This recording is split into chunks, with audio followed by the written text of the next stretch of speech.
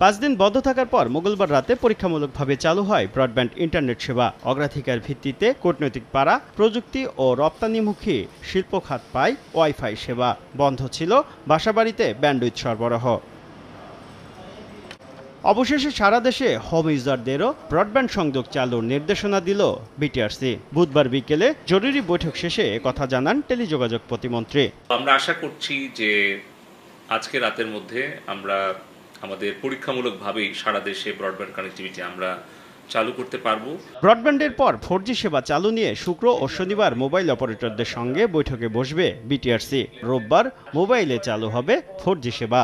রবিবারের মধ্যে আমরা চেষ্টা করছি প্রথমে মোবাইল 4Gটাকে নরমাল করা। এদিকে দেশের আইন ও সরকারের নির্দেশনা না মানায় বন্ধই থাকবে ফেসবুক সহ অন্যান্য সামাজিক যোগাযোগ মাধ্যম।